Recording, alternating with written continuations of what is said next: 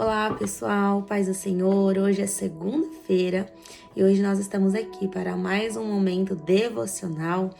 Então, desde já, se você ainda não é inscrito aqui no meu canal, se inscreva no meu canal, ativa aí o sininho e compartilhe esse devocional e venha fazer aqui parte aqui junto comigo para aprender mais da palavra do Senhor, para poder crescer aí na graça, na sabedoria e no conhecimento do Senhor. Então, pegue sua Bíblia, pegue o seu caderno e pegue a sua caneta e venha participar aqui comigo para a gente aprender aqui mais um pouquinho aqui da palavra do Senhor todas as segundas-feiras às 7 horas da noite, até que o Senhor me permita, né? Até que o Senhor volte, nós estaremos com Ele. Amém? Então, nossa devocional de hoje, o tema é a prisão de Jesus. E o texto base que nós vamos estar vendo aqui, discorrendo aqui da palavra, sobre o nosso estudo, se encontra em João, capítulo 18, do 1 ao 11. Então, João, capítulo 18, do 1 ao 11, que diz assim: Jesus é preso no Getsêmani. Tendo Jesus dito isso, saiu com os seus discípulos para além do ribeiro de Cedron, onde havia um horto, no qual ele entrou com os seus discípulos. E Judas, que o traía, também conhecia aquele lugar, porque Jesus muitas vezes se ajuntava ali com os seus discípulos. Versículo 3. Tendo, pois, Judas recebido a corte e oficiais dos principais sacerdotes e fariseus, veio para ali com lanternas e archotes e armas. Sabendo, pois, Jesus todas as coisas que sobre ele haviam de vir, adiantou-se e disse-lhes: A quem buscais? E responderam-lhe: A Jesus, o Nazareno. Disse-lhe Jesus: Sou eu. E Judas, que o traía, estava também com eles. Quando, pois, lhes disse: Sou eu, recuaram e caíram por terra. Versículo 7. Tornou-lhes, pois, a perguntar: A quem buscais? E eles disseram: A Jesus o Nazareno. Jesus respondeu: Já vos disse que sou eu. Se, pois, me buscais a mim, deixai-lhe estes, para se cumprir a palavra que tinha dito: Dos que me destes, nenhum deles perdi. Então Simão Pedro, que tinha espada, desembaiou-a e feriu o servo do sumo sacerdote, cortando-lhe a orelha direita. E o nome do servo era Malco. E versículo 11. Mas Jesus disse a Pedro: Mete a tua espada na bainha, não beberei eu o cálice que meu pai me deu? Então nós vamos começar aqui a discorrer um pouquinho aqui dessa devocional, desse estudo, para podermos entender o que está acontecendo aqui na prisão de Jesus e aquilo que Jesus quer dizer hoje, aquilo que Jesus quer que a gente aprenda, aquilo que Jesus quer que a gente cresça e tenha aí um entendimento das suas escrituras para a gente poder passar a viver a sua palavra. Então a exposição do texto vai dizer assim: essa passagem nos evidencia um momento emblemático na história da redenção. Jesus está prestes a ir para a cruz. Soldados prenderam o Salvador do mundo. O Verbo encarnado, Pedro tenta impedir, mas tudo acontece segundo o plano soberano de Deus. Então, olha só. Peraí. Tudo aconteceu conforme a vontade do Mestre. Tudo aconteceu sobre a vontade de Jesus, a vontade do Pai. Pedro tentou ajudar. Pedro tentou dar um jeito de impedir a morte de Jesus. Muitas das vezes, né? Inúmeras e muitas, nós tentamos ajudar ao Senhor e até mesmo buscar soluções, mas o plano de Deus para Jesus não mudou com a atitude de Pedro. Sabe que eu vejo que muitas vezes nós buscamos, não vou dizer atalhos, mas na nossa mente limitada, nós tentamos ajudar o Senhor com a promessa ou talvez com alguma coisa que tenha dado errado e nós tentamos buscar a ajuda, mas não nele. Ou nós tomamos atitudes, muitas das vezes precipitadas, nós tomamos atitudes porque nós achamos que é bom, que aquilo vai cooperar para o plano de Deus, mas aqui nós vemos que Pedro cortou a orelha do Malco. Pedro tentou defender Jesus, Só que há uma coisa que já havia sido estabelecida, que era a vontade de Deus. Então, por mais que Pedro tentasse impedir o plano de Deus para Jesus, o Filho de Deus, por mais que Pedro cortou a orelha do mal, que Jesus foi lá e recolocou, fez um milagre ali, Jesus estava querendo dizer o que para Pedro? E hoje o Senhor está querendo dizer o que para mim e para você? Você pode tentar fazer aquilo que você quiser. Você pode pode achar que não tem mais jeito. Você pode ter tomado atitudes totalmente fora da minha vontade. Mas o que eu quero dizer para você hoje, filho e filha, que a minha vontade, ela está acima da sua vontade. Os meus sonhos, meus planos estão acima dos seus planos e dos teus sonhos. Então tudo aquilo que eu prometi, tudo aquilo que meu Pai tem para sua vida, vai se cumprir. Não foi um erro, não foi uma frustração, não foi uma falência que vai impedir o meu plano na sua vida. Eu falei, eu sou fiel para cumprir.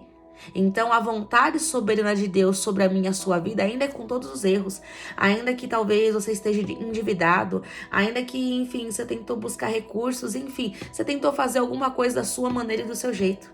E você se frustrou e você falou, agora pra mim não tem mais jeito, aqui pra mim acabou, o Senhor não vai contar mais comigo. Ei, eu quero atrair a sua atenção para te dizer algo nesse devocional.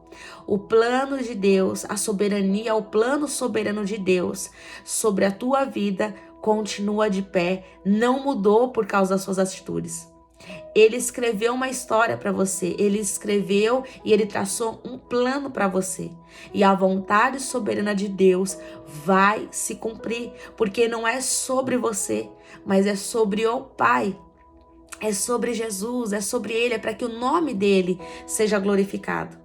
Então, se esse devocional hoje, que ele seja um devocional para a sua alma e para a sua vida de esperança. Por mais que todos os erros, por mais que todos os embaraços, por mais que tudo deu errado para você, saiba disso, nessa segunda-feira, que a soberania de Deus, o plano de Deus soberano vai se cumprir na sua vida. Amém? E a discussão vai dizer assim: Jesus está prestes a trair a Jesus. Os soldados querem prendê-lo. Pedro quer impedir sua prisão. O cenário ideal para Jesus achar que as coisas estavam ruins. Mas a verdade era que tudo isso fazia parte da vontade de Deus. Na nossa vida também é assim. Não entendemos os meios, mas sabemos que todas as coisas cooperam para o bem daqueles que amam a Deus. Romanos 8, 28. Olha só. Judas entregou Jesus e com um beijo o traiu. Traiu Jesus. Pedro tentou impedir a prisão de Jesus. O cenário perfeito para a vontade de Deus se cumprir. Com um beijo, Jesus foi traído. Jesus foi entregue por Judas. Com um beijo, Judas o traiu.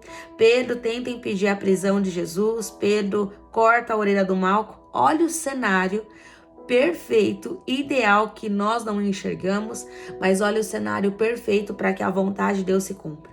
Então, nada foge do controle da soberania de Deus, mas tudo que Judas e Pedro fizeram cooperou para se cumprir a palavra. Então, até o ato de Judas entregar Jesus, até o ato de Judas dar um beijo em Jesus para anunciar que era ele que tinha que ser preso, Jesus, estava cooperando para que a palavra se cumprisse. A atitude de Pedro de tentar impedir a prisão de Jesus, a atitude de Pedro de espontânea, talvez precipitada, de não ter pensado e cortado a orelha de Malco, estava cooperando para que a palavra de Deus se cumprisse. Então eu não sei quais foram as atitudes que você tomou, eu não sei as atitudes que você talvez num ato de emoção, enfim, você tomou e você se precipitou e você falou, agora acabou, agora não tem mais jeito, agora já era, agora eu não estou fazendo mais parte do cumprimento da promessa. Mas o Senhor está dizendo, todo esse cenário do qual você está vivendo hoje, está cooperando para que a minha promessa se cumpra na tua vida. O cenário é de caos, o cenário é, enfim, dívidas, uma enfermidade, uma porta que se fechou de emprego e você não tem recurso para poder pagar as suas contas, um pedido talvez que chegou de despejo da sua casa ou de um divórcio. Só chegou o pedido, como eu estou falando. E o Senhor está dizendo: eu estou no controle de todas as coisas. Eu não perdi. O teu cenário é de caos, o teu cenário é caótico.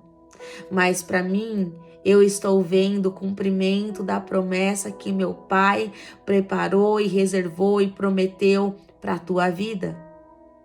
Então, com esse devocional, nós entendemos e serve de esperança, não só para o meu coração, mas eu sei que vai servir também de resposta, de esperança para a tua alma e para o teu coração. É que todo esse cenário caótico, o Senhor está falando, tudo isso que você está vivendo está cooperando para que a minha promessa se cumpra na tua vida. Eu não mudei, eu continuo mesmo, ontem, hoje e eternamente. Eu sou Jesus. Quando eu falo, eu velo em cumprir a minha palavra. E o objetivo vai dizer assim: certa vez Jesus disse a Pilatos que nenhuma autoridade lhe teria se do céu não lhe fosse dada. O texto do nosso estudo tem como objetivo nos lembrar essa verdade. Nada pode frustrar os planos de Deus, nem mesmo uma situação como a que Jesus passou. Humanamente parecia uma prisão injusta, mas os céus estavam naquele momento observando o Cordeiro, indo para o sacrifício, que resultaria na salvação de todo aquele que crê. Então, olha só, eu quero que você aí, com a sua Bíblia, você abra lá em Jó 42, 2, capítulo 42, versículo 2, que vai dizer assim, ó. Jó, capítulo 42, versículo 2. Bem sei que tudo podes, e nenhum dos seus pensamentos podem ser impedidos. Ou em outras traduções vão dizer, bem sei que tudo podes, e nenhum dos teus planos podem ser frustrados. E vamos voltar agora lá para João. João, o texto central, né? E o texto central de todo o Evangelho, de toda a Bíblia. João, capítulo 3, versículo 16, que nós já aí conhecemos, que vai dizer, porque Deus amou o mundo de tal maneira que deu o seu filho unigênito, para que todo aquele que nele crê não pereça, mas tenha a vida eterna. E vamos lá para o início de tudo, algumas passagens para a gente ler aí. Gênesis capítulo 16. Gênesis capítulo 16. Do 1 ao 4, que vai dizer assim: Agar é dada por mulher a Abrão. Ora, Sarai, mulher de Abrão, não lhe gerava filhos, ele tinha uma serva egípcia, cujo nome era Agar. E disse Sarai a Abrão: Eis que o Senhor me tem impedido de gerar. Entra, pois, a minha serva, porventura terei filhos dela? E ouviu Abrão a voz de Sarai. Assim tomou Sarai, mulher de Abrão, a Agar, egípcia, sua serva, e deu-a por mulher a Abrão, seu marido, ao fim de 10 anos que Abrão habitará na terra de Canaã. E ele entrou a Agar, e ela concebeu, e vendo ela que conceberá, foi a sua senhora desprezada aos seus olhos. E depois vamos lá comigo para Gênesis capítulo 18, do 9 ao 14, que vai dizer assim: E disseram-lhe, onde está Sara, tua mulher? E ele disse, ei-la aí está na tenda. E disse, certamente tornarei a ti por esse tempo da vida, e eis que Sara, tua mulher, terá um filho. E ouviu Sara à porta da tenda, que estava atrás dele. E eram Abraão e Sara já velhos e adiantados em idade. Já Sara havia cessado o costume das mulheres, que era o ciclo, né, sua menstruação. Assim, pois, riu-se Sara consigo, dizendo, terei ainda deleite depois de haver envelhecido, sendo também meu senhor já velho? Versículo 13. E disse o Senhor a Abraão, por que se riu Sara, dizendo, na verdade, gerarei eu ainda, havendo já envelhecido? Haveria coisa difícil ao Senhor? Ao tempo determinado, tornarei a ti por este tempo da vida, e Sara terá um filho. Haverá coisa alguma difícil ao Senhor? O nosso cenário pode parecer difícil, estrondoso, impossível, Impossível. Os homens dizem que não, o médico diz que é morte ou não tem cura, uma porta de emprego que não se abre, situações adversas têm se acontecido. O cenário tá, em outras palavras, para o céu, o cenário está perfeito para que a glória de Deus se opere e se manifeste. Se tu creres, tu verás a glória de Deus. Mas, humanamente falando, o nosso cenário é caótico. O nosso cenário o seu cenário, talvez que você esteja passando, é de derrota, não tem jeito, já os credores estão te cobrando, enfim, tantas coisas se levantou e você não tem mais recursos, você não tem como sair. Mas Jesus é a sua solução. Eu quero dizer que muitas vezes nós achamos e pensamos que as nossas atitudes frustram as nossas decisões que nós tomamos. Eu sei que decisões decidem destinos. Porém, em meio a tanto sofrimento, talvez você tomou uma atitude e você acha que as suas atitudes, aquilo que você tomou como decisão, iria frustrar os planos de Deus. Aqui, se nós olharmos atentamente ao texto, Deus faz uma promessa para Abrão e Sara, que eles teriam um filho ainda na sua velhice. Mas Sara vai debochar e falar assim: como eu posso ter um filho na minha velhice e meu senhor já está avançado em idade? Em outras palavras, já eram idosos. Como que eles poderiam ter um filho enfim, idosos? Não teria como, não teria cabimento. Os riscos de uma gravidez. E aí vamos colocando, vai imaginando aí na sua mente quantos riscos aí talvez Sara não sofreria por já ser avançada em idade. Quantas coisas ela não teria que passar, talvez uma gravidez de risco, né? Será que a placenta, enfim, todo um contexto, será que vai segurar o bebê? Será que não vai? Ela já tinha passado o seu período de menstruação, vamos dizer aí que ela até mesmo estava aí na sua menopausa. Como que ela poderia engravidar agora em avançada idade, se o Senhor avançada em idade? E aí Sara vai dar uma Sarai, ainda que o nome deles ainda não tinha sido trocado, ela vai dar um jeitinho. Ela vai fazer com que a promessa se cumpra do jeito dela. E ela vai pedir para que a sua serva egípcia Agar deita-se com o seu marido, para que dali o filho possa ser gerado, o filho da promessa. Só que mesmo com essa decisão de Sara, mesmo com a atitude de Sara, e Abraão, eu creio que também que ele não estava até então acreditando tão confiante, porque ele se deita com Agar. Se ele fosse outro, ele ia falar: não, mas a promessa vai se cumprir com você, não é com a serva. Mas ele vai também. E ele deita, porque talvez na cabeça dele até pode ter passado: já somos avançados, principalmente a minha esposa. Então a serva Agar, que é nova, ela vai poder gerar. Ela vai poder gerar o filho da promessa. Só que eu quero te dizer aqui uma coisa para você, para que hoje fique cravado isso no seu coração. Por mais as atitudes, talvez que você tenha tomado erroneamente ou errada, não frustrou a promessa de Deus na sua vida. A promessa é para você. A promessa é para tua casa, a promessa é para tua linhagem, a promessa é para tua vida, a promessa é para o teu ministério, para tua vida sentimental, para o teu casamento, para tua linhagem. A promessa é para você e a promessa não será invalidada por uma atitude que você tomou. Porém, eu sei que existe consequências do qual nós vemos hoje. 2 irmãos, 2 nações guerreando, brigando. É o início de tudo. O filho da egípcia, Agar, Ismael com Isaac. Nós vemos hoje essa briga até hoje. E vamos continuar aí orando pela paz em Israel. É um mandamento, é bíblico. Vamos orar pela paz em Israel. Não deixe de orar, pare 1 minuto e ore por Israel.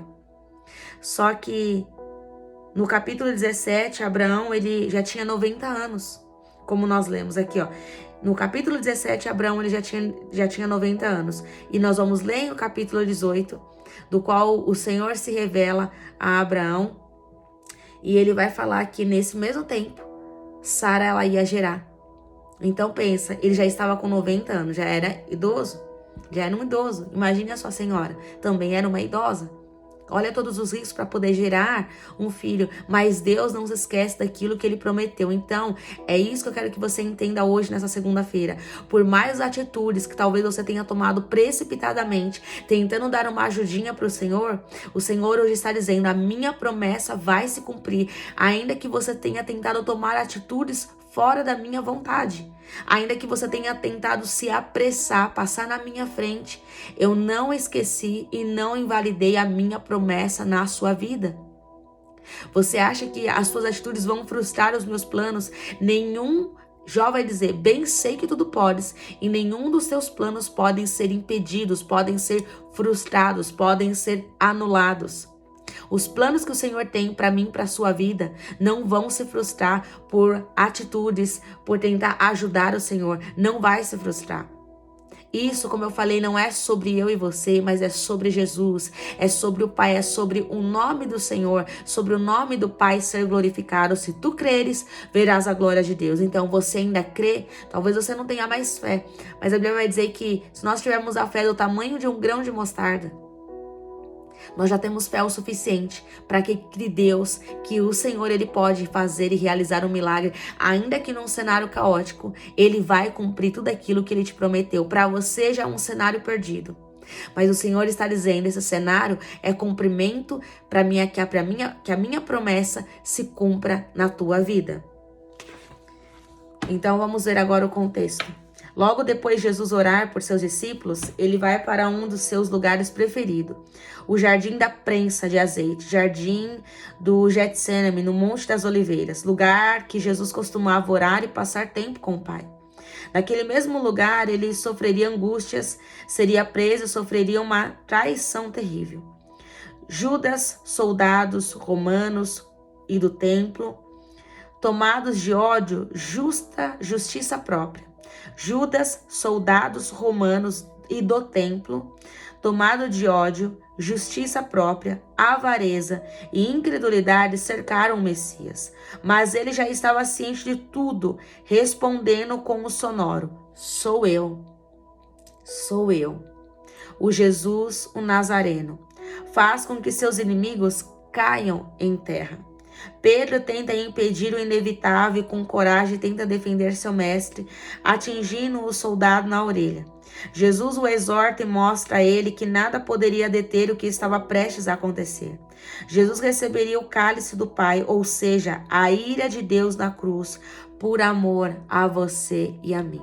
Foi na cruz que Deus se separou de Jesus e Jesus vai falar: Deus meu, por que me desamparaste? Porque todo o pecado da humanidade, meu e seu, recaíram sobre os ombros e sobre o corpo de Jesus.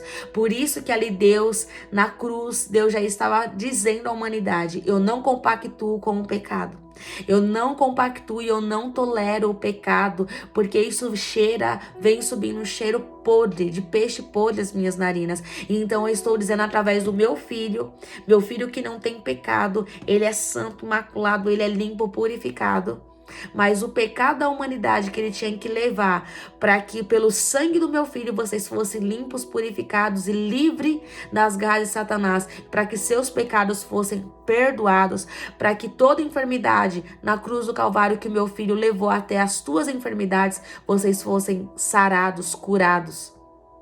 Era necessário que isso tudo acontecesse para que vocês pudessem ter vida eterna, para que a humanidade viesse a voltar os seus olhos para Deus, voltasse a ter uma aliança, uma intimidade com Deus através do meu filho Jesus. Então, olha só. Você tem um lugar reservado para estar com o Pai em oração? Essa é uma pergunta que eu te faço para a sua reflexão.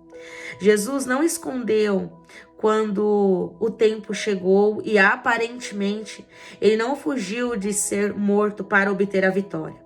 As vitórias elas só vêm depois de uma luta. Aprendemos com Pedro que a nossa precipitação não alteram a promessa de Deus na minha e na tua vida.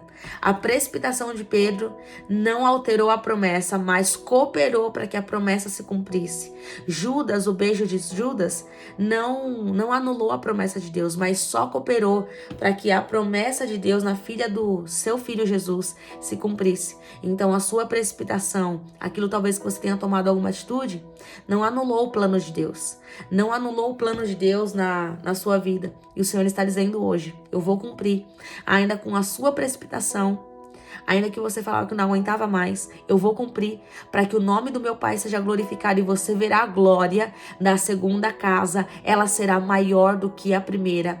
O Senhor cumprirá todas as promessas que Ele te prometeu e tudo aquilo que Ele decretou ao teu respeito. E a conclusão vai dizer assim. E pasme, né? Quando o tempo chegou da promessa se cumprir, Jesus não fugiu. E talvez as promessas do Senhor estavam prestes a se cumprir na sua vida e você fugiu, você se precipitou. Mas o Senhor está dizendo, eu sou aquilo que você precisa. Eu sou aquilo que você precisa, aquilo que você necessita, então eu vou cumprir. Porque é pelo meu nome, é o nome do meu Pai. Para que o nome dele se cumpra, eu vou cumprir a promessa. Eu sou o Jeová de Deus, sou a tua providência, eu sou a Jeová Nissi, a tua bandeira posta sobre a tua vida e a tua casa. Eu sou a tua vitória. A conclusão vai dizer assim. A conclusão desse texto não poderia ser outra, a não ser a soberania de Deus. Jesus veio para sofrer. Foi o Cordeiro profetizado nas páginas do Antigo Testamento. Veio para trazer paz aos homens em relação a Deus. Mas isso teria um preço muito alto para o Salvador, que diante de tanto sofrimento, cumpriria esse projeto salvífico. E olha só isso. Abram lá comigo em Isaías capítulo 53. Isaías capítulo 53, do 3 ao 11, que vai dizer assim, um pouquinho longo, mas é rápido e breve. Era desprezado e o mais indigno entre os homens, homem de dores, experimentado nos trabalhos, e com a quem os homens escondiam o rosto. Era desprezado e não fizemos dele caso algum. Verdadeiramente ele tomou sobre si as nossas enfermidades, as nossas dores, levou sobre si, e nós o reputamos por aflito, ferido de Deus e oprimido. Mas ele foi ferido pelas nossas transgressões e moído pelas nossas iniquidades. O castigo que nos traz a paz estava sobre ele, e pelas suas pisaduras fomos sarados. Todos nós andamos desgarrados como ovelhas, cada um se desviava pelo seu caminho. Mas o Senhor fez cair sobre ele a iniquidade de nós todos. Ele foi oprimido, mas não abriu a boca, como um cordeiro foi levado ao matadouro, e como ovelha muda perante os seus tosquiadores, ele não abriu a boca. Da opressão e do juízo foi tirado, e quem contará o tempo da sua vida? Portanto, foi cortado da terra dos viventes, e pela transgressão do meu povo foi ele atingido. Versículo 9. E puseram a sua sepultura com os ímpios, e com o rico, na sua morte, porquanto nunca fez injustiça, nem houve engano na sua boca. Versículo 10. Todavia ao Senhor agradou moê-lo, fazendo-o enfermar. Quando a sua alma se puser por expiação do pecado, verá sua posteridade, prolongará os dias, e o bom prazer do Senhor prosperará na sua mão. O trabalho da sua alma ele verá e ficará satisfeito. Com o seu conhecimento, meu servo justo justificará muitos, porque as iniquidades deles levará sobre si. Pelo que lhe darei a parte de muitos, e com os poderosos repartirá ele o despojo. Porquanto derramou a sua alma na morte, e foi contado com os transgressores. Mas ele levou sobre si o pecado de muitos, e pelos transgressores intercedeu. Eu li até, na verdade, aí até o versículo 12, tá? Então, Jesus, ele foi um homem de dores, foi um homem experimentado, foi um homem que levou todo o pecado da humanidade. Mas não tem como viver as promessas sem as dores. Jesus teve que passar por tudo isso para poder viver a promessa que o Pai tinha. Jesus teve que passar pelas dores, pela via dolorosa, pelo Getsêmani, ser açoitado, ser caluniado, ser afligido, ser debochado, ser afrontado. Precisou de uma cruz para que a promessa se cumprisse, para que eu e você não estivéssemos perdidos e sem salvação, e sem nos reconectarmos novamente com Deus através de seu Filho Jesus. Então, a aplicação, para terminarmos: faça como Jesus em momentos difíceis. Não saia do propósito pelo qual você foi chamado. Talvez você tenha sido traído, negado, e até esteja sofrendo injustamente. Mas tudo isso faz parte da caminhada da vida cristã. Ele está forjando o seu caráter e alinhando a sua vida aos planos insondáveis. Caminhe na certeza de que você está obedecendo a Deus, mesmo diante das adversidades. Permanecer no seu propósito. Eu quero dizer aqui para você. Permaneça no seu propósito. E permanecer no propósito é suportar as lutas. E isso faz parte da caminhada cristã para se parecer a cada dia mais com Jesus. Para se parecer mais com Jesus. Será que você tem refletido a vida de Cristo na sua vida?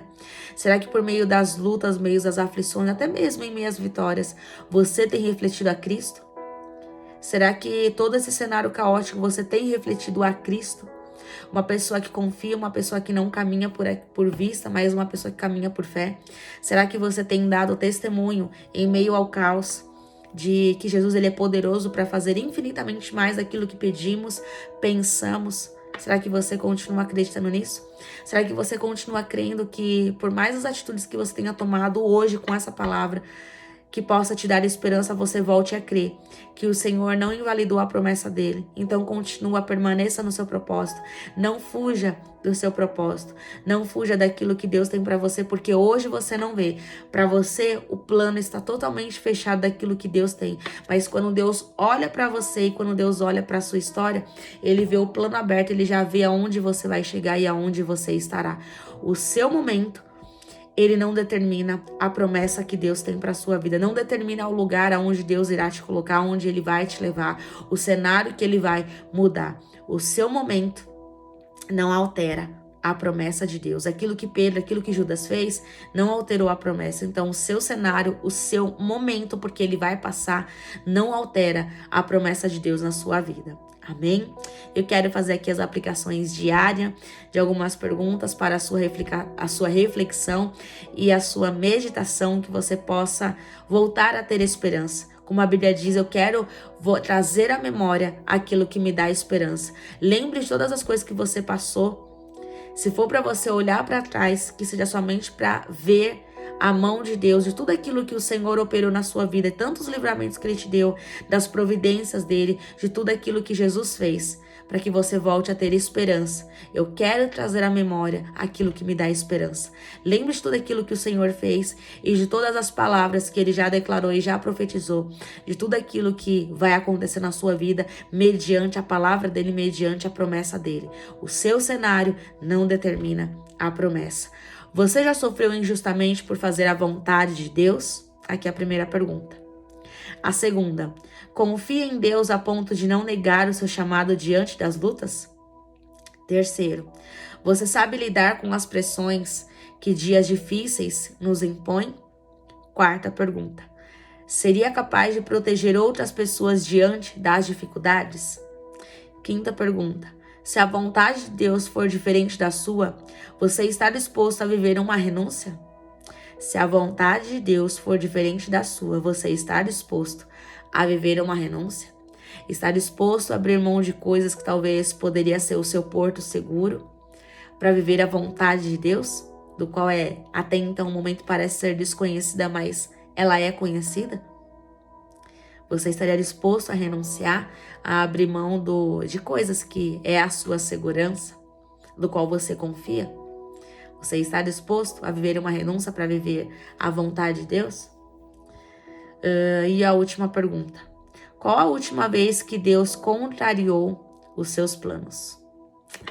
E aqui eu posso dizer que Deus me contrariou. Eu vou viver por fé. E como eu falei, eu ainda não posso ainda aqui, abrir aqui para vocês. Mas assim que Deus me permitir, eu vou vir aqui contar e vou vir aqui testemunhar daquilo que Ele está fazendo. E sim, Deus contrariou meus planos. E eu vou viver por fé, sabendo que Ele é poderoso para fazer infinitamente mais daquilo que eu penso, imagino, sonho e espero. Eu sei quem é o meu Jeová Jirê, eu sei quem é a minha bandeira, a minha vitória. Eu sei quem advoga as minhas causas, eu sei que Ele é por mim, eu sei que em nenhum momento eu estou abandonada, mas em todo momento Ele permanece comigo, ainda que eu não veja, Ele continua no controle de todas as coisas. fácil dizer em palavras, talvez difícil de viver. Mas é sobre nesses momentos que nós mais provamos, nas meias dificuldades, os maiores milagres extraordinários no ordinário de uma vida corriqueira. Nós vivemos aí o extraordinário dentro do nosso ordinário. Então, quero que você fique com essa palavra, com esse devocional. Não deixe de compartilhar essa palavra. Compartilhe com 5, 10, 20 pessoas. Compartilhe esse devocional para que você possa estar fazendo parte aqui comigo todas as segundas-feiras, se assim o Senhor nos permitir, às 7 horas da noite. Então, compartilhe.